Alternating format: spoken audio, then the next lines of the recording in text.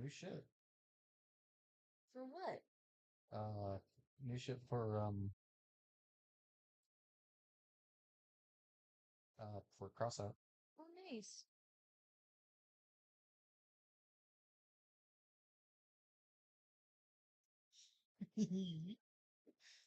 Oh, what new shit is it gonna be?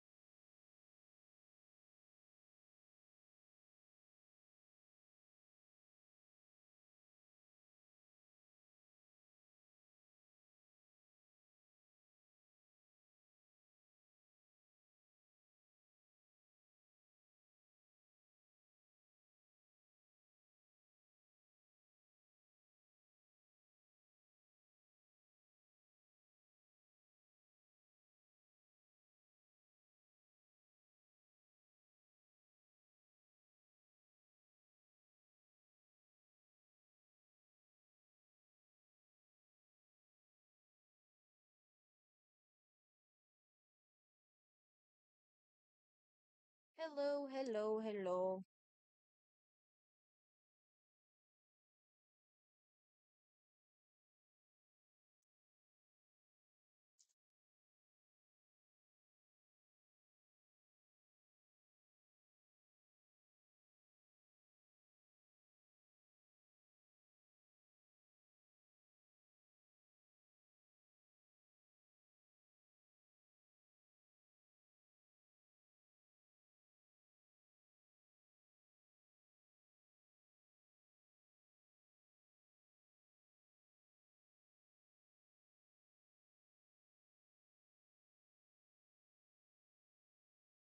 To draw in an audience that was generally very young.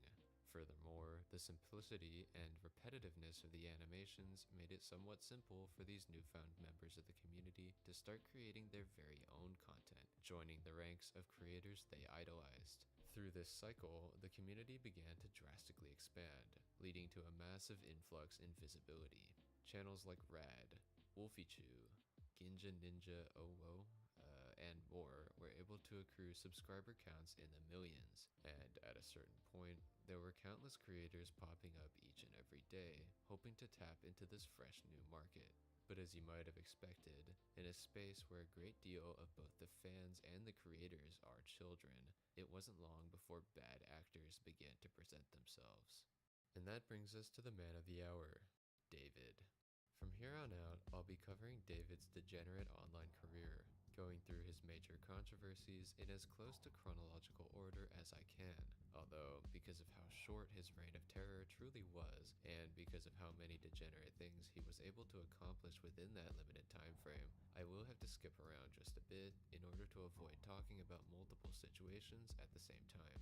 Also, for the sake of structure, I've decided to split this story into 3 chapters, each based on the internet's general view of David at different times, and then a separate chapter discussing the aftermath of his arrest. I believe this makes it easier to see just how quickly his activities escalated, from being a mere nuisance to a deplorable creep, and then to an outright criminal. And furthermore, I think it can help highlight a problem that I and many others have with communities like these: the tendency to conflate serious issues and allegations with petty gripes and dramas. This will become more evident as the story is told, but as you'll see, there will be many instances of people grouping in the most mundane criticisms with the most horrific accusations. But I digress. With all that out of the way, let's start at the beginning, when David emerged on the online content creation scene and established himself as a grade A loser. David's earliest efforts at online content creation are difficult to track, in large part due to the fact that almost everything related to him has, at this point, been wiped from the face of the internet. However, from what few references still remain, we can see that he actually began as a gaming-centric channel on YouTube. Though he would later become more infamously known as Crystalli, his channel did not originally bear this name. Instead, it was called Valdrox. During this era, David would make an effort to draw in an audience by imitating the content of an extremely popular gaming channel called Fernanfloo. And although he would be unsuccessful in growing his brand during this era, it is still interesting to look back on. Because his content consisted of him recording himself speaking directly to the camera, David's face, and the clear fact that he was a man who primarily spoke Spanish, became linked to the Valdrox name. This is important to keep in mind, because after pivoting to making animation memes, he would try to conceal this, instead choosing to present himself as a 16-year-old girl. Now, the act of concealing your status as an adult man in order to pretend to be a teenage girl is questionable even under the best of circumstances, but as we'll see later, this was an integral part of David's scheme to draw in potential victims and get their guard down. But we'll get to all that later. For now, let's talk about David's animation meme debut. He began uploading animations across multiple sites, including DeviantArt, Instagram, and YouTube, starting in 2017. To accompany this change in content, he switched the name of his YouTube channel from Valdrox to Crystalli, and not too long after that to Crystalli and Zafiro, named for two of the characters that frequently appeared in his animations. Although, as a side note, even after this change, he apparently accidentally left traces of his old gaming content on the channel, including playthroughs of some very tasteful games that may or may not have involved characters from My Little Pony in some compromising situations. Regardless, it was clear that he'd gone all in on this rebrand, including fully committing to his new identity as a 16-year-old girl. To make this more believable, he would actually begin hiring voice actresses to provide lines that he would use in his videos, and when people would compliment these voices in the comment sections, he would make no effort to clarify that they weren't actually his. At one point, he even had one of the voice actresses record themselves responding to comments to further sell the illusion that the voice actually belonged to him. We'll discuss more controversies having to do with these voice actresses later, but for now, just assume he was in the habit of not crediting them for the express purpose of maintaining his cover. After all, if he were to credit them, it would reveal that he was paying someone to speak for him, and that would certainly raise questions. Unfortunately for the animation meme community, and frankly the world at large, this scheme was largely successful.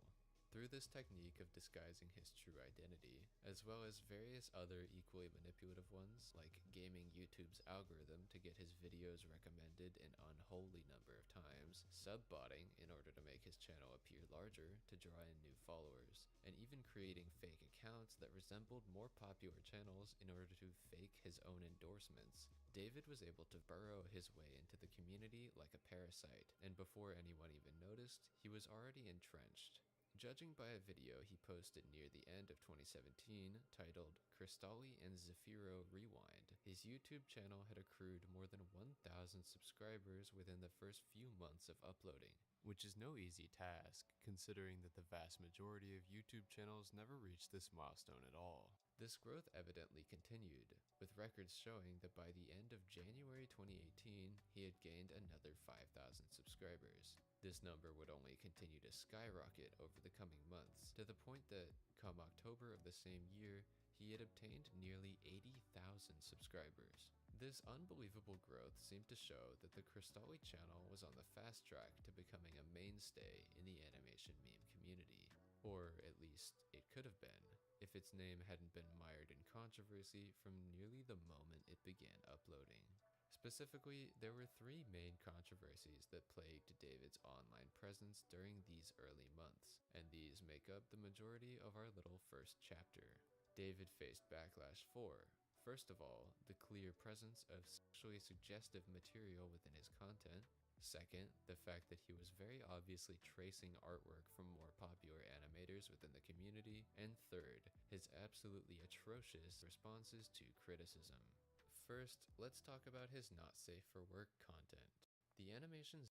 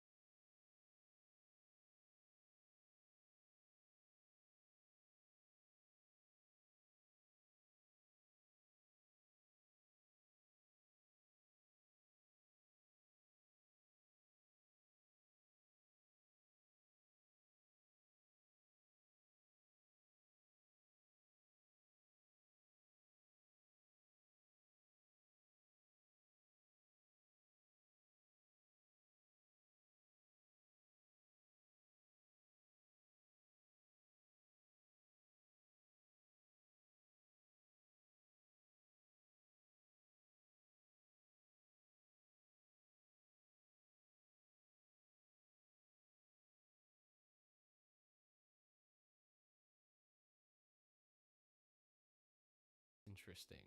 Allegedly, Holly had claimed that she actually approved of the messages that Joshua was sending to women in the community because the two of them were a polyamorous couple who were flirting with Muppet fans together, much to the shock of the entire internet. This would later be backed up in a series of Twitter posts made by Holly on her own personal account, where she refers to herself as the, quote, moderator of social media interactions for Muppet history, and reiterates that she had seen and approved of the messages sent to Malone Pops. Additionally, in contrast to the increasing number of posts coming out from other women claiming to have also been harassed by the Muppet History account, Holly states that, other than the message sent to Malone's Pops, she would not consider any of the other messages sent by the Muppet History account to be inappropriate. Holly would further attempt to discredit the claims made by Malone's Pops by counter-accusing her of sexual harassment, showcasing a message that she had sent to the Muppet History account. Muppet History starts the exchange by stating, "I got tipsy with Brian Henson," who, for the non-Muppet heads out there, is actually the head of the Jim Henson Company and son of the creator of the Muppets, Jim Henson. Never say you don't learn things on YouTube, okay? Anyway, in response to this message, Malone's Pops apparently said, "OMG, you guys touch tips, what? Haha. Anyway, that's awesome." As you might imagine, this post did not go over well, as the general consensus in the replies was that these messages were extremely different in tone from the ones that had been sent by Joshua, and it was also stated that even if they had been evidence of harassment on Malone's Pop's side, she was not the only one coming out against the account, meaning that this defense would have to apply to every one of those women as well for it to be valid. Furthermore, some of the replies referenced the apology made by Muppet History, and how it didn't exactly line up that the official account was apologizing, whilst Holly was simultaneously trying to fight back against the allegations. After all, why would Joshua and Holly apologize if there was no wrongdoing to apologize for? That is some grade A girl math, and you know what? To the girl in my audience, you can take offense this time. Regardless, these public posts were apparently not the only damage control that Holly had attempted to run, as screenshots have also been posted of DMs she has sent behind the scenes to people who have been posting about the situation. For example, a user known as Moomin posted messages he had allegedly received from Holly, in which she suggested that he was engaging in libel, or written defamation, for saying that people have come forward about what they call Joshua's inappropriate behavior. And well, if that's libel, then let's just say, I better hire a lawyer.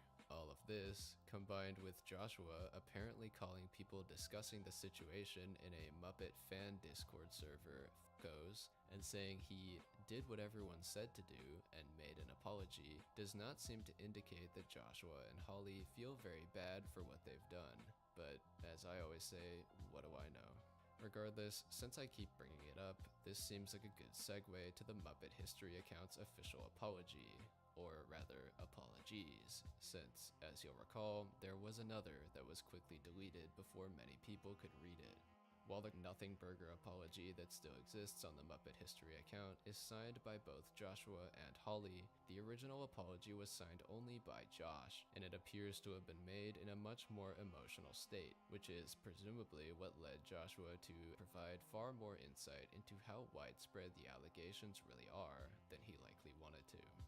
The apology reads as follows. "I've been running Muppet History for the last 6 years. In that time, I've said terrible things to people, belittling and insulting things, inappropriate things, and have gone against everything I've tried to make this page about, and everything Jim Henson stood for. To those people, I am deeply sorry. I've let down those subscribed to my Patreon and not provided the things I offered. To those who feel scammed, I am sorry. I've used my audience irresponsibly as to go after people who have brought up genuine concerns and criticisms. That use of my platform and position is disgusting. I am thankful that there are finally people who are standing up to hold me accountable for my actions in the past. Whether it was prior to now or recently, I have to be held accountable for my actions and should strive to do better. I'm disappointed and ashamed. I've let down my friends, my wife, and the community as a whole. My hope is that I learn from my actions, receive the help I need, and become the person I have pretended that I am. Joshua." There's a lot to unpack here, and this post really makes it seem like the whole situation goes a lot deeper than the original allegations. Frankly, there are things referenced in this apology that I had virtually no knowledge of until I read it, namely the belittling and insulting things Josh claims to have said, and the unfulfilled Patreon offerings. Let's start with the Patreon, because it seems like the more straightforward one to tackle. The Muppet History Patreon was created in 2019. And while there is an option to join for free, fans can also choose to support the account by paying $2 a month, which nets them in return exclusive reviews and history videos. Or at least it used to when I wrote this script 2 days ago, but the Patreon is gone now, so disregard that. I don't really want to speculate on the exact benefit that Joshua is referring to when he mentions unfulfilled Patreon promises in his apology. However, I did look into the history of the Patreon a bit, finding that, at least in 2021, it used to offer other, more expensive tiers, worth $5 and $15 respectively. In this year, we can see that the page boasted an impressive 244 patrons. Even if we assume that every single one of these patrons was subscribed to the lowest level tier and paying $2 a month, that comes out to $488 a month, or nearly $6,000 per year, which I'm sure I don't need to say is a substantial amount of money. Yes, this is the high level of intellectual thought you guys are here for, huh?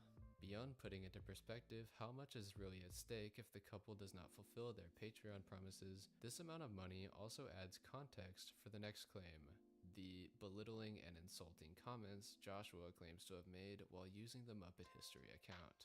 This seems to me to tie in to part of the current apology, which states, "In building this community, we have been overly protective, confusing fellow fan accounts for competition." Since the time that apology was posted, many users have left comments referencing instances in which Muppet History would apparently mock and disparage fellow Muppet accounts, including reportedly telling someone that their Muppet page was not a real Muppet page. Whatever that means. Likely in an attempt to cement themselves as the king of the online Muppet fandom. And the reason I chose to discuss this after the Patreon section is because I feel it gives context to their reason for being so competitive. To us, from the outside looking in, this situation is hilarious. I mean, the idea of an account as innocuous as Muppet History being a ruthless kingpin who guards their territory by any means necessary is just funny. But when real money in Patreon subscriptions, ad revenue, and merchandise sales are on the line, it all starts to make a lot more sense. There is a genuine reason for Joshua and Holly to not only be so protective of their image, as can be seen in their not-so-subtle attempts to obfuscate the true extent of their actions with a vague apology and reach out to people in private to beg them not to talk about their experiences publicly, but also for them to put down others in the community, and that reason is money. It's easy to see why they tore down this original apology, and why their new one is much more impersonal and brand safe, giving no indication as to what they might have done or why people might be upset with them. The moves they have made in the past few days have cemented their status in the eyes of many internet users as very scummy people, and that can generally be seen in the fact that someone like me, who has never expressed interest in the Muppets on the internet, is being shown countless tweets dunking on Muppet History. Like, we have officially calculated the smallest amount of power a person can go mad with, and it's running the Muppet History account on Twitter. Or, man, I just wanted to see pictures of Muppets. Why does a Muppet History account have allegations? The internet has turned against Joshua and Holly following their alleged abuse of Muppet fame, and so let's discuss what comes next for them.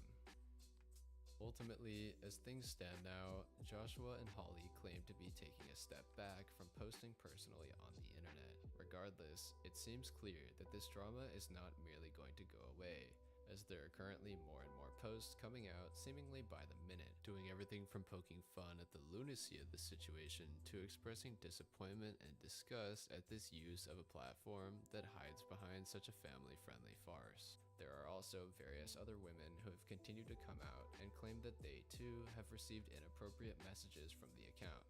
Beyond this, in researching for this video, I even came across various full-length news articles explaining the Muppet history controversy, and in all likelihood, they won't be the last. Social Blade shows that the Muppet History Twitter has hemorrhaged more than 11,000 followers as of the time I'm writing this script. It's now more than 24,000, by the way.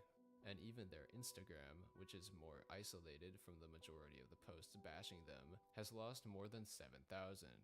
I was gonna end this video with some speculation about what we could expect if the Muppet History account ever responded again, but, well, I took too long to edit this video, and Muppet History posted yet another apology, with this one once again being signed only by Joshua. This one is a lot more clear, concise, and straightforward, and it immediately owns up to the fact that messages sent by the account had been dishonest, manipulative, and sexually inappropriate. It does attempt to claim, however, Holly was not involved in the sending of those messages, and had made all of her online statements only in an attempt to defend Joshua.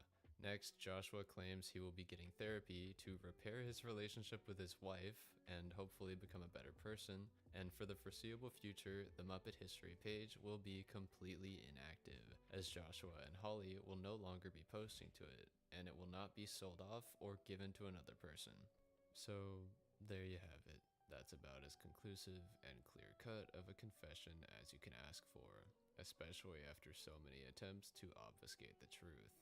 The only wrench it seems to throw into the overarching story is that it claims Holly was not involved in the wrongdoings of the account. Rather, it states that she had merely rushed to defend her husband because she loved him. Whether or not you choose to believe Joshua's word here, or if you want to continue seeing him and Holly as the double trouble polyamorous Muppet couple, I will leave up to you all.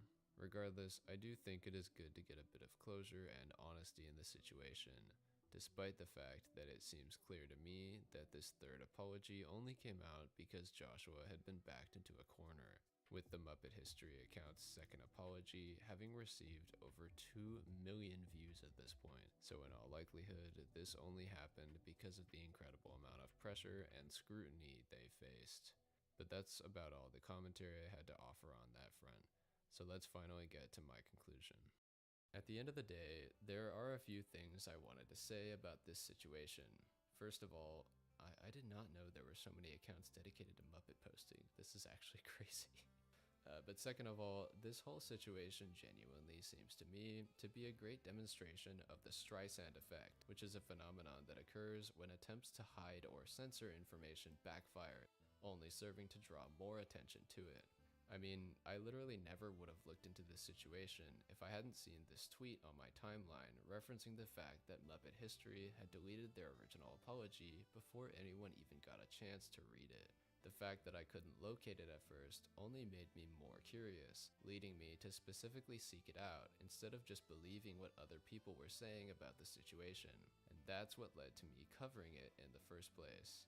Again, never say I don't teach you anything. This is premium edutainment right here. Next, I think it actually has been clear to many people following the Muppet History Twitter account for a while now that Joshua was more interested in making the account about himself and his personal life than about, Muppet history. And when considering that this is how fans have been feeling about the account for a long time, the fact that it's become a vessel for the greed of the owners rather than the love of the game becomes a lot less surprising. Overall, I feel like I just completely overloaded my brain with a massive amount of information I never needed to know. But at the end of it all, I can't help but feel kind of sad. Sure, it's funny to joke around about the perils of online Muppet fame, but at the end of the day, this is just another instance of someone taking advantage of a beloved family-friendly franchise for their own personal gain, whether that be financial, influential, or sexual. And unfortunately, just like the backlash Muppet History is currently facing, this too is something that shows no signs of stopping, and that makes me just a bit sad. But what do I know? I've just been your host, Jormy49. What a ride, and good night. I hope you all enjoyed this slightly more lighthearted video. I mean, I still covered allegations, because of course I did, but at least compared to my last video, this is definitely a lot less heavy. I've been working on a bigger project for a long time that is pretty heavy, which I may or may not be uploading to the channel soon, but in the meantime, thank you all for I'll start off with the weird but still tame furry stories, and as time goes on, I'll dive into the disturbing and very illegal. I went through a lot of suffering while making this. I'll show you the clip without context first. Yep, there's not really a whole ton of context behind this video. It may look creepy and haunt you in your dreams, but North Fur FX, the creators behind this abomination, are just a few artists who do latex prosthetic masks for furries, but also movies and theaters as well. They got Shrek, but also various animals such as vampire bats, crows, donkeys, and the list goes on. Straight nightmare fuel, but for only a couple $100 you can turn yourself into every animal, ogre, monster you want. The pizza incident refers to an event that happened at Big Lil FurCon, which is a furry convention. On September 22nd, 2021, Maine Wolfie created a poll asking if anybody wants to release their bodily fluids onto his pizza that he would order during the BLFC. The poll got 577 votes, with almost 70% being in favor of releasing their fluids. And everybody attending his party would get free pizza nonetheless, so win-win I guess. Finally, on October 22nd, during the second day of Big Lil FurCon, Maine Wolf hosted the pizza party. He ordered 6 pizzas, and yes, one of them would meet its disturbing fate. He would later post a tweet confirming that 19 people released their children onto that unlucky pizza. Here's the picture for you. Let it burn into your retina. Now that might have been a little weird, but fortunately the group decided against eating the pizza and just left it outside in the hallway instead. And this part actually started a bit of controversy, since a couple of Twitter people, correctly so, tweeted that a hotel hallway wouldn't be the best place to leave such a pizza, since minors can work as cleaning staff, and cleaning staff typically has enough to deal with in general. So the pizza was promptly disposed of. After it sat in the hallway for 3 hours, a few people touched it, and a few people hopefully lied about their actions. Nobody was actively hurt in the process though, which will not be the case for the later stories. In 2015, a person called Magnus Deridian, or his real name Robert Sokovsky, would create a fursuit that was politically charged, to say the least. His suit was basically a walking Confederate flag. If you don't know what the Confederate flag stands for, go look it up. But for many, it's linked to the defense of slavery, not all people being created equally, etc. It's used by various groups, such as the Ku Klux Klan. I think that paints a good enough picture. This political kind of vibe fit perfectly with the current time, since the elections were just around the corner, and Magnus was actively promoting Trump. Since the furry community, more often than not, tends to be more on the other side of the political spectrum, he obviously got a bit of hate on Twitter and stuff. But that would be nothing compared to the next events that'll happen. And they're hilarious and disturbing at the same time. Magnus would decide to take a suit to the Midwest Fur Fest, which is another furry convention. He was detained and banned from the convention relatively quickly for his own safety, since people started noticing his suit and were obviously annoyed. But Magnus did not give up. 2 years later, in 2017,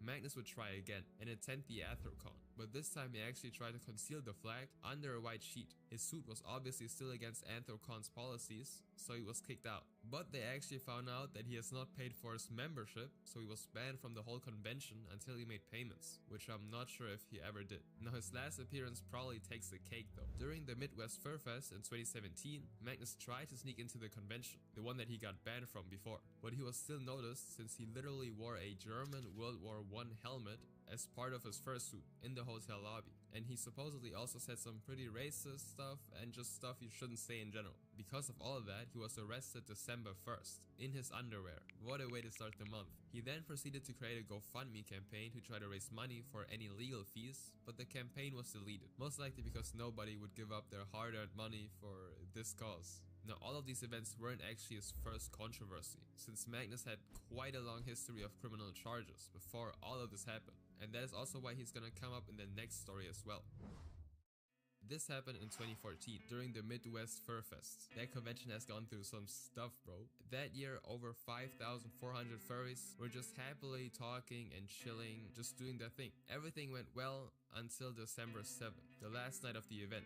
A chlorine gas attack sent 19 attendees to the hospital. Some furries on the 9th floor of the hotel were just doing their thing when they started smelling this disgusting odor that wasn't coming from another furry, but something else. It got so bad that at 12:45 a.m. they decided to call the Rosemont Public Safety Department to see what's going on. By 1 a.m. the entire hotel was evacuated. and everyone inside the hotel was sent over to the Stevens Convention Center. When firefighters checked out the scene, they found a broken glass jar with white powder in it on the 9th floor stairway, and there was also some kind of liquid on the walls too, not the type of liquid that was on the pizza though. It turns out the air contained crazy levels of chlorine gas, which was most likely not very good for your lungs. Just my guess though. Right after the gas leak, the police said that it looked like someone did this on purpose, and so they launched a criminal investigation. The police and even the FBI talked to suspects, hotel guests, employees, and even hospital staff. This was a big deal now. The people attending these furry events were scared because they didn't know if these attacks would keep coming,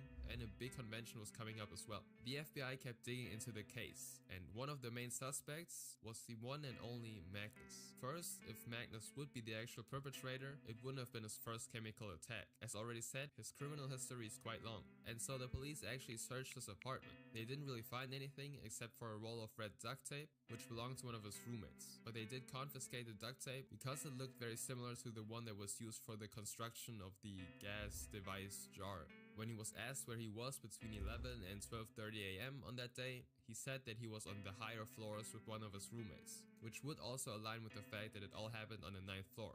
But at the end, there wasn't any concrete evidence to actually prove that Magnus was at fault here, and he obviously denies it himself. So this is all just alleged. Now let's go down a level into the more disturbing things. Hypnotist Sappho, also known as Valerie, was a 21-year-old, relatively small content creator in the furry community. In the summer of 2021, she started her journey by getting into VR chat and doing hypnosis sessions. They would range from big group sessions to get everybody to relax, A nice, relaxing, anxiety-free kind of triggers, so which were safe for work, to not so safe for work solo sessions. She would then take the safe for work sessions and upload them on her YouTube channel, and she built a small following by doing exactly that. That is everything you were able to see from the outside. While she seemed like a wholesome person trying to help people in VR chat, she actually was a pretty disturbing individual.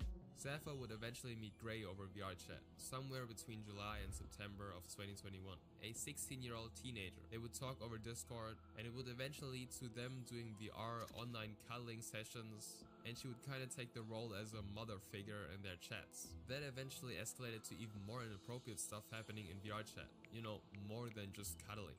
Gray fortunately eventually realized that what they were doing was very weird and borderline illegal, so they reported it to the admins of the specific VR chat worlds they visited. The admins swiftly banned Sappho, and she would be perma-banned on the VR chat Discord as well. This is far from over though. Following this ban, Sappho would eventually decide to create her own Discord server for furries and stuff like that, and she would eventually open up a channel for drawn images of animals that were definitely not safe for work, or honestly safe for life. One of the mods, Matcha Tiger, confronted Sappho on this, essentially asking if she was a zoophile. She would go on and say that she respected the community as a therapist and doesn't think of it as anything wrong. Because of that, Matcha then decided to cut ties with Sappho and uploaded a tweet, or a twit longer, exposing her as somebody who supports animal love. In order to sweep this controversy under a rug, Sappho would use a very interesting tactic that definitely backfired. September 11th, 2021, Sappho would post a video coming out about things. A 36-minute rant essentially, where she fully admits to being a zoophile. I am a zoophile. I do not have a thing for humans. I am more attracted to dogs, like German Shepherds. In that video, she tries to justify her love for animals by comparing it to the LGBTQ community, who used to be much less accepted than nowadays, which of course is not the best comparison, given that animals can't really give consent. This very video would gain her a ton of backlash and attention from all corners of the internet, including the furry community. Sappho wouldn't step down and make an apology video though, but she doubled down instead, skipping over her response music video to the haters. She would start an organization called Zoophiles Engagement for Tolerance and Acceptance North America, short ZNA, a group that is supposed to act as a safe space for people like Sappho who are also zoophiles or interested in that stuff. Less than 2 months later, this organization would crumble, as somebody inside the organization tried to transfer the very little funds they were able to raise into their own private wallets. And the whole organization and marketing was basically built off of lies, but I won't get into that. This still wouldn't be the end of Sappho's controversial history though. You gotta know, Sappho first denied all the allegations of being attracted to minors and doing stuff with minors. But on December 13th, Sappho would fully admit to being a MAP, which stands for Minor Attracted Person, aka a... And she admitted to it by making multiple tweets arguing that the age of consent is an iffy thing, etc. She would also talk about her being attracted to younger people, but only sometimes. And her excuse was that most of her partners have actually been older than her. All of this would lead to her Twitter account being suspended. Being suspended on Twitter is a different kind of achievement.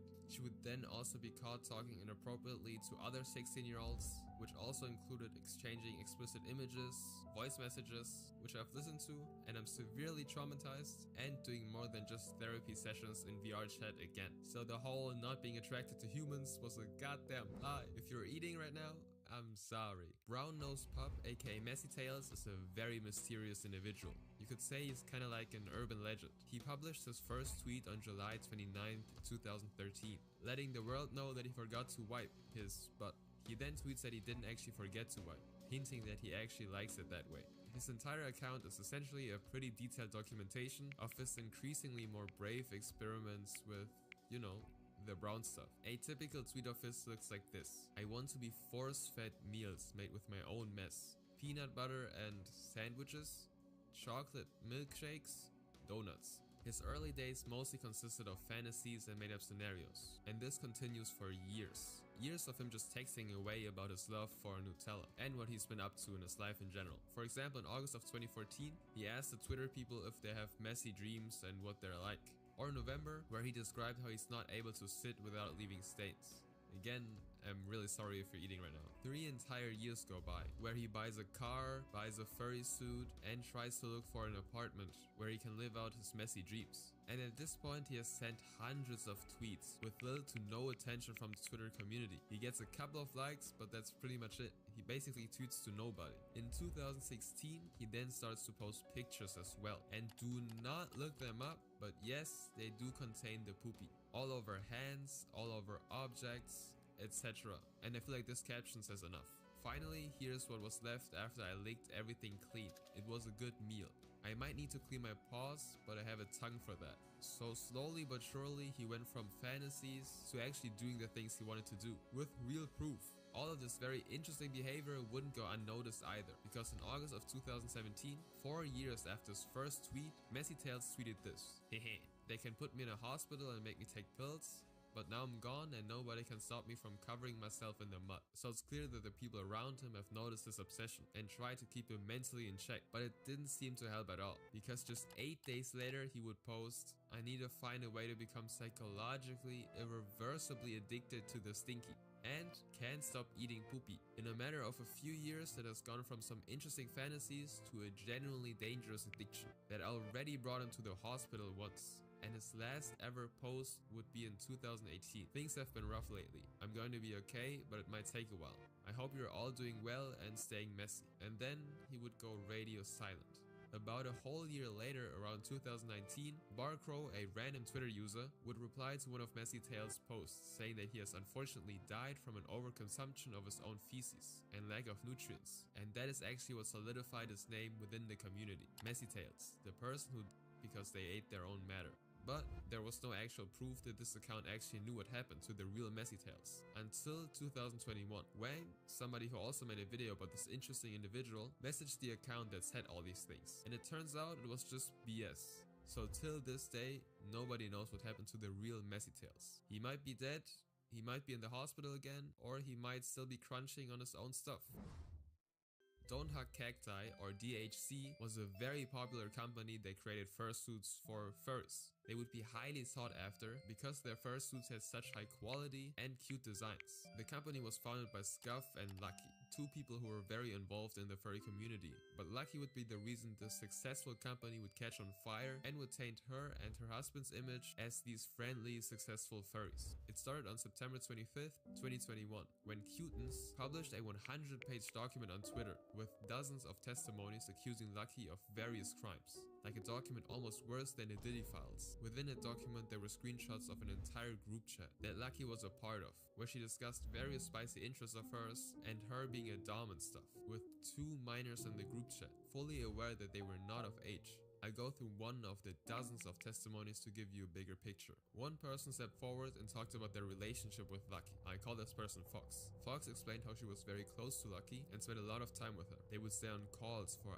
hours on end until it was late at night. And during these late night calls, Lucky would begin to show Fox non-safe for work drawings of furries. Now Fox was 19 at the time, so it's not illegal, but just kinda weird. But that continued until one day, Fox wanted to go to a party with Lucky. But instead, Lucky allegedly encouraged them to stay at her place to test their drinking limit. Even though, as already said, Fox was 19 at the time, which made her under the legal drinking age. At some point, Fox and Lucky were also more intimate with each other, and Fox described it as a very unpleasant experience. Now, the very next day, Lucky then allegedly proceeded to tell multiple people about what they did, and lied about Lucky taking Fox's first time. But the list of accusations goes on. According to Fox and multiple other testimonies, she was fairly open about being a zoo and having her first time with her dog. Now, there was never any actual evidence to prove these allegations, but she did have a public fur affinity account, which is a platform to post furry art on. And on there, she did upload multiple drawings of German Shepherds with various degrees of lewdness. And she drew herself as a dog doing things with German Shepherds. The captions also say stuff like, G-Sheps are so handsome, just can't resist, alongside some other comments, which does indicate that she at least had fantasies about this type of stuff. Like, who would genuinely make these drawings and put themselves in these situations just for fun? And the worst thing is, she actually owned a German Shepherd as a pet at that time, which makes this whole situation just even more disturbing. Lucky also had a very long history of treating her pets very badly and neglecting them, with a pattern of adopting or purchasing pets just to abandon them when they became too difficult to handle. The document that covered all of this spread like a wildfire, and in order to keep DHC from losing sales and going under, they did a ton of things to try to disprove this, such as making tweets, video statements, and going on podcasts. But all of these attempts weren't enough to disprove the mountains of testimonies that the document had. But somehow, despite all the outrage and hate that Lucky and the company received, the operation is still running and making sales till this day. Zelda Wolf, aka Aaron Thomas Usury, spent a lot of his time on DeviantArt, a relatively normal art sharing platform where he would post art of his furry identity. Around September of 2014 though, he would meet these two 12-year-old girls who liked his art. And yes, it goes exactly where you think it'll go. He could have just said thank you and that's it, but instead he decided to talk to both of them. Their relationship started relatively friendly, talking about art and their problems and stuff, but eventually turned more and more inappropriate as they moved from DeviantArt to Skype and Google Hangouts to keep in touch. After some time, it reached a point where he convinced the girls to send pictures and videos of themselves to Aaron. And of course, he would do the same as well. Now, for whatever reason, he also decided to send a video of him having relations with his dog to the 12-year-old girls. This relationship would go unnoticed for months, until the mother of one of the girls actually discovered their videos and chat logs and reported it to the police. On April 11th, 2015, the police raided Aaron's home and seized all of his devices, such as laptops and phones, etc.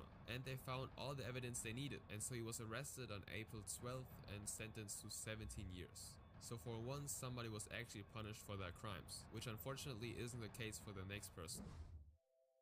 Court Kitty, aka Gabriel Sickle, is a 30-year-old furry who has been in the community for years. He makes music and is kind of a dancer, I guess, but he isn't actually known for any of these artistic endeavors of his. He actually made his first waves within the furry community because of his smell. His fursuit apparently reeked so bad that people were actively avoiding him at conventions. It got so bad that somebody even put a note on his door that literally just says stinker. And given that people walk around with a literal mask on their head at these conventions, which makes smelling things a lot harder, this was an achievement for sure. Now despite all that, he actually managed to get married, with of course a furry themed wedding, and he became a father as well. And this is where his first serious controversy begins. Once he actually had a son, he decided to bring him to a baby fur meetup. A baby fur is essentially a furry who likes to roleplay as a younger character or baby. This community also has a lot of common with the ABDL community, which stands for Adult Baby Diaper Lover, which are adults who like to wear baby clothes and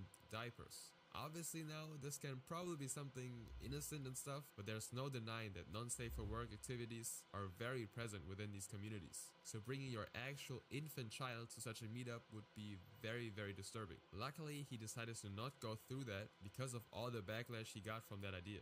He himself justified it by saying that the idea of bringing an infant child to a baby fur meetup would be pretty funny, and that his intentions were innocent.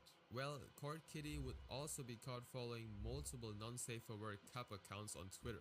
Cup referring to baby animals. And now combine this with non-safe for work. Yeah, you kind of get it, right? So he definitely had some kind of attraction to younger beings. On top of that, he also commissioned baby fur art of his own son, which leaves even a worse aftertaste. Now remember when I said he got married? Well, his wife would divorce him just 3 years after because of exactly these reasons. And some more. During the divorce and fight for custody of the children, his wife would point out that he had bookmarked a guide on having relations with dogs. Yes, a tutorial on how to make love to your dog. And he had also saved the Zoozadis website. Zoozadis being people who derive pleasure from hurting animals. Now he would use the excuse of saying, I was just curious though, and pointed out that he would never actually engage in that type of stuff. Which doesn't really hold up when his wife also pointed out that she walked in on him when he and his dog were doing things with peanut butter. If you don't know what that means, dogs like to lick peanut butter.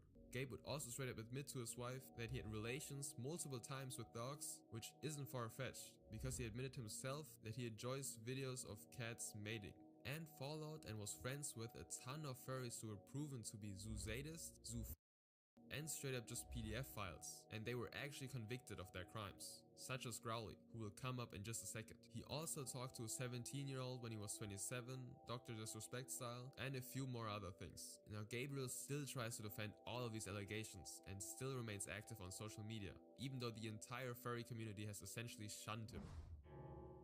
Mr. Teriyaki and Acid Rain Cloud are a couple in the furry community, and at least Teriyaki would be known for his dance performances during conventions or on YouTube, but both of them would actually rise to semi-celebrity status after one particular conversation was leaked. On August 22nd, 2023, Soul Smoothie would post a chat between their partner and Acid Rain Cloud, where Acid Rain Cloud reveals one very disturbing thing Acid and Mr. Teriyaki like to do in bed. Now I'm nobody to judge, but I'm definitely gonna judge what they've been doing. Acid reveals that they like to play with fish. Essentially what they would do is fill Acid Rain Cloud with water and fish, you know, inside. Yeah, some messed up stuff. They would then engage in the act, and most fish would not make it. And the ones that do make it get put back in the bowl, just waiting until they decide to do it again. The self-snitching at this point ends with, it sounds kinda harsh to the fish, but it's kinda amazing. This does indeed not sound amazing. Now let's get into the darkest and most disturbing furries roaming this planet. Kero the Wolf was a very popular furry YouTuber. He's been part of the furry community since 2012, probably before some of y'all were even born. He was also in a Shane Dawson video, where he was interviewed about his life as a furry, and he was one of the people who made this whole thing more mainstream and portrayed it as just a hobby instead of something weird. But of course, he wouldn't be in this iceberg if things didn't take a very, very dark turn in September of 2018. That month, some of Kero's Telegram logs were leaked, and if y'all know anything about Telegram, some sus behavior goes down there. Those chat logs allegedly showed him involved in some pretty disturbing stuff. It basically revealed that he was a part of a circle of furries who participated in not only but also necrophilia, animal torture, and discussions of being attracted to minors, which is all very, very illegal. The original leak came from Zoodenim, somebody who was a part of that circle, and a self-proclaimed zoo. But he himself was so disturbed by all of that he just had to leak it, so you can imagine what was going on. The chat contained Kero and other members of the group talking about doing it with animals that are not not alive anymore. He describes how he prefers animals who are already not breathing instead of turning them into this state just for the sake of performing what they want to perform. And a ton of graphic videos were also leaked. And quite a lot of them depict furries inside that group doing the most disturbing things to animals even imaginable. There were so many crimes being admitted in that chat by just Carol alone, such as him doing things to his dog, Coda, and feeling guilty after he passed away. These types of allegations will obviously destroy a person's career, and before those leaks he was one of the big faces of the furry community, and so the internet did a lot of digging to see if the claims were actually true. And Carol obviously denied all of these allegations by saying that he was hacked and it was all fake. Communities such as the 4chan community and Kiwi forums analyzed every single message and video that was sent in there. And it would turn out that the Carol that was in the group chat talked about so many intricate details of his life that it would be almost impossible to fake. But one of the biggest pieces of evidence that would prove that Carol was almost 100% part of his group chat and this community would be the Beast Forum, an absolute vile website dedicated to zoo talking about how they have relations with animals and giving each other advice on that type of stuff. One of the profiles that was active on this very website was called the Dogman 2, just one out of these thousands of registered accounts. But something about this profile was different. On January 22nd, 2012, so way before those leaks would even surface, the Dogman would post a picture of a dog that looked eerily similar to a dog that Carol posted on his public fur affinity page. But if you actually look at the dates, Carol's dog was posted on that forum months before it appeared on any public social media of his. So there was no way that the Dogman 2 just ripped off the image off of Carol's page. His other posts on Beast Forum also aligned with the exact timeline of Carol's life. For example, when he moved to a college in Pittsburgh, there was a post from the Dogman asking to meet other zoophiles in the Oakdale area. And coincidentally, Oakdale is a suburb of Pittsburgh. Once people started noticing this suspicious pattern, Carol deleted all of the photos of his dog from his fur affinity account. Carol was obviously panicking and trying to erase evidence. The netizens then found a video of a furry having relations with their dog. Terribly disturbing, but putting that aside, the person who appeared in that video shared a lot of similar traits with Carol, such as having the exact same shoes and the exact same sweater. Now the dog that had to be in that video also had the same facial pattern, same white front paws, same white fur on the chest, and same red collar like the dog Coda. It was pretty clear. Years of chat logs that precisely matches with Carol's life, an account that somehow has access to pictures before Carol was able to post them on any of his socials, and a video that showed a person that matches almost identically with Carol himself. Carol was indeed a zoozadist, and probably more. Once the internet gathered all that evidence, it was submitted to the police, but he was never charged. Most likely because bestiality is treated as a minor crime in New York, so he can only take legal actions for up to 2 years after the crime happened, and the proof was submitted after that 2-year time frame. So legally there was nothing that could punish him. Now Carol is still certain that he's innocent, and even made a couple of videos trying to explain that all of this was fake. But of course, after all this evidence surfaced, nobody believed him. But at least some of the other members in that group chat were actually charged, such as somebody with the name of Snake Thing, who I'll also talk about. Shadow Wolfus is probably the face of disturbing furries, and he earned that title for a reason. To properly introduce him, I'll read you his own bio that he made over a decade ago. I'm a 52-year-old furry bisexual, male, bi, pretty sure you just said that, but okay, and an active plushie file. But it doesn't stop there. As you may know, there's this fact going around the internet that furries will spend thousands of dollars on their hobby. Well, one of the reasons why is because fursuits go for crazy amounts. Like you could buy a car with that type of money. So some people decide to create their own fursuits instead. Shadow Wolfus, aka William Bill J. Clark, being one of them. But instead of buying new materials, he would use the plushies that he bought to have fun with and cut them up to make his fursuits. And this is how these abominations were created. That is why he's also known as Carpet Sample. They do not just look even more terrifying than the dolphin muzzles, but also smelled worse. This suit is known as the worst and most disgusting fursuit ever created, and that is because he never cleaned the plushies that he had relations with, and so they reeked of urine and other substances that I won't mention. Every person who met him in real life was probably traumatized by that smell. Shadow Wolfus somehow has multiple pets and openly talks about engaging with all of them regularly, like very open. He described in detail what he did to them without any shame whatsoever. He literally admits to getting these pets only for this one reason, and you can kinda tell by the pictures. His place has trash everywhere, like he does not actually care about the health of his pets whatsoever. One of the tamest statements of his is that he hasn't had any relations with a male husky yet, but will soon once he gets one for a pet. That is the tamest, most family-friendly sentence that he wrote. Shadow Wolf has even dedicated his entire job to his hedonistic pleasures, I guess, since he once was a dog walker, and you can kinda guess what happened to these unlucky animals that had to be with him. He wouldn't be a very disturbing individual only towards dogs and the internet though. First, he got banned from multiple conventions because of his behavior. For example, he was once banned from the Method Fur Meet for proposing to have relations with another furry called Moonstone Wind and her service dog while alone in an elevator with her. Moonstone Wind must have been absolutely terrified, not only because of his proposal that included her dog, but also probably because of his smell. In general, he would just go up to people and start a conversation about all of the disgusting things he does, like just randomly. Not surprisingly, he also convinced a minor to do stuff for alcohol, but luckily he hasn't been active in over a decade now. Growly, or Daniel Mitsuho Lamas, has been in the furry community since 1999. In the year 2000, he met this person online who was really interested in him and his boyfriend at the time, Troy Gate. So interested to the point that he wanted to play with both of them. That person was a minor, and Growly continually told him that he couldn't do anything with him because of that reason. He was a grown adult after all. The conversation between him and that boy continued through 2001, until about March, when his boyfriend and Growly decided to finally meet up with him. Growly didn't actually want to meet up, but was convinced to do so by both his boyfriend and that other person. So Troy and Daniel booked hotel rooms to stay at, and they actually met that person in real life. It eventually got late, and his boyfriend insisted on staying in the hotel room with that boy they talked to. Growly was actually against that idea because it seemed kinda inappropriate, but he was only 24 at the time and young and impressionable. So he ended up staying there as well, and they all slept in the same hotel room. That's it. At least that's the version that Growly told the public.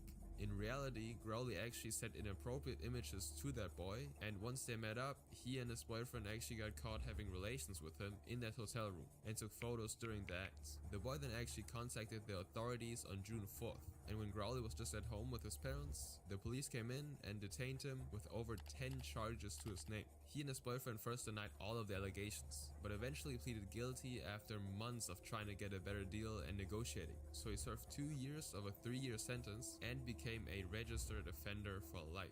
It doesn't end there though. When does it ever, right? After being released and finishing his parole, he would be caught again talking to a 16-year-old on Fur Affinity. The 16-year-old talks about being able to do something because of yoga, and I think I sadly know what he's talking about, but I'm not gonna say it out loud. If you know, you know. He then elaborated that he can't show Growly because he's shy, and if word got out, the FBI would be after. Growly of course responds with, he won't report him if he's not of age yet. Spiral Wolf then suggests that he should do yoga too, so he'll be able to do the same thing. And Growly ends the conversation with, you could show me. I won't tell, XD. He really did not take any breaks after being released from prison, because after that conversation got leaked, the internet did just a bit more digging, and they actually found a few other chat logs between Daniel and another guy who wasn't of age either.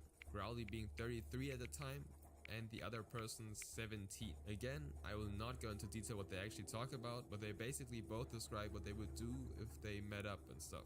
Imagine like 50 Shades of Grey, but even worse and even more weird. These attempts to do stuff with guys that were literally half his age unfortunately would go unpunished. But the universe did its thing on July 10th, 2019, where he would be charged with possessions of movies that included children. And I'm not talking about Toy Stories. But he was somehow actually released on September 26th, which is crazy. Only a couple of months for literally owning the most deprived videos imaginable. Now all of that did result in him getting banned from a couple of furry conventions, such as Antho Northwest 2017, but he's still welcome to attend most of the other conventions, even though almost the entire furry community is very much against him going on any conventions at all anymore. He also beefed with a lot of people on Twitter who exposed his past, saying that he's a changed person now and stuff, which I don't know if that's how it works. Can somebody like him really just change? But his account is now private. Lockjaw Arts was a company run by Blackcraft Witch, aka Tanya R. Dillard, and their partner Jax Luna, aka Jacob Berkowitz. And similar to DHC, they made fursuits. Now, even though the Lockjaw Arts account was kind of, a company social media account, they didn't only talk about their product, but shared very intimate details about themselves as well, like how they struggled with mental health, depression, and stuff like that. These personal issues cause a lot of delays for the customer, because they might have promised to have a fursuit made until this date, but because of their personal struggles, they weren't able to fulfill the order. And if that happens enough times, business will obviously suffer, because people will lose trust in your company and brand. And that was most likely the case, which resulted in serious financial struggles for them. And safe to say, mental health problems and money struggles are a dangerous combination. In March of 2020, Tanya and Jacob concocted a plan to make some quick cash to get out of this tricky situation they're in. They created a dating ad on Craigslist, which is apparently a thing, I don't know, and Hector Hernandez actually responded. It was definitely some trio lobby kind of ad, because on March 27th, Hector picked both of them up and took them to his residence. Now, unfortunately, instead of doing what they actually promised in the ad, they robbed him instead and pew-pewed him 4 times, and then stabbed him another 25 times at least, until he passed away in his own bathroom. Now, after robbing him, first thing you gotta do is obviously phone a friend and snitch on yourself. And yes, Tanya did exactly that. She called her friend Paige and first told her that she and her boyfriend had taken a dog's life and skinned it, which was obviously very shocking to hear. But Tanya responded to her disturbed reaction with, "If you think that is strange, I'm sitting next to a not so alive person," and then sent Paige a picture of Hector. And this is where Paige actually drew the line and decided to report the incident to the police. They immediately set up surveillance at Hector's residence and observed the couple. Now, their initial plan was to rob him, take his car, and go live in the woods for the rest of their lives. So they eventually decided to execute the second part of the plan and left the house with his Mercedes. To be honest, I don't know why the police just didn't take action immediately, but both Tanya and Jacob would actually be detained after a traffic stop, where they admitted to everything. During the interrogation or interview, Tanya actually told a different story of why they took Hector's life. She explained that they made an ad asking to be driven somewhere, but Hector actually touched Tanya's leg and tried to kiss them, and so Jacob hit him in the spur of the moment. But Jacob just flat out admitted that it was a planned attack, so they were both charged with 4 felony counts, but I couldn't find anywhere how many years they actually got.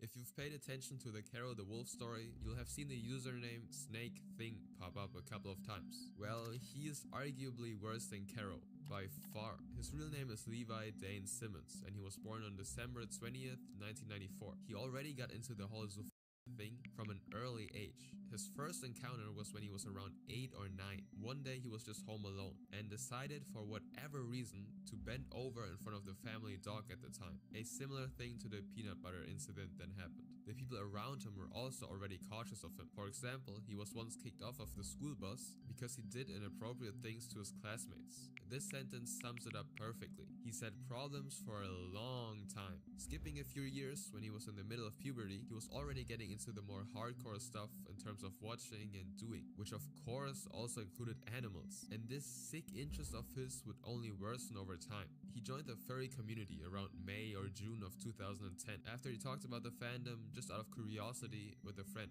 and he found his kind of people in that community relatively fast. People who shared the same dark, twisted secrets. And so one day he decided to create the infamous Zuzadem Telegram group that I already talked about. He shared his experiences within that group, such as having relations with a literal baby, and he would try to push the others in that group to do these things as well. He liked corrupting them. Like a lot of people that I already mentioned, he took advantage of vulnerable people and animals. Like this 12-year-old girl that he convinced to do stuff on camera, who was just very confused and opening up to him, as well as the times where he did things to his sister's dogs. And he also actively enjoyed hurting animals. Probably one of the most sickening stories is how Snake Thing describes in detail how he had relations with a 10 to 12-week-old puppy with the help of a friend.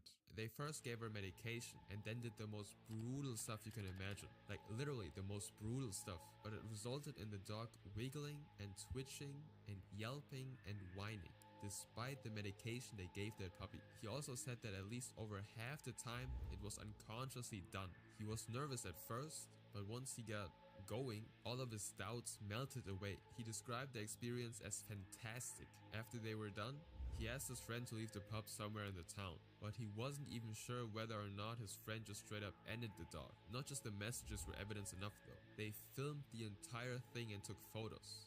some of them containing his entire face. And there's actually a reason for that. Normally, if you're a part of such a group, you would try to hide your identity, because you either know deep down that what you're doing is incredibly disturbing and wrong, or you just don't want to get caught by the police. But Snake Thing actually liked that feeling. He liked being blackmailed, and sometimes deliberately shared private information, like his full name, to the others, who could potentially expose him. And he also just liked bragging about the things he did, basically incriminating himself. And that eventually led to his demise. As I already said, Pseudonym eventually leaked the entire group chat and actively led Snake Thing on for 2 entire years to collect as much information as possible, so he would hopefully end up in jail or at least be exposed for the monster he is.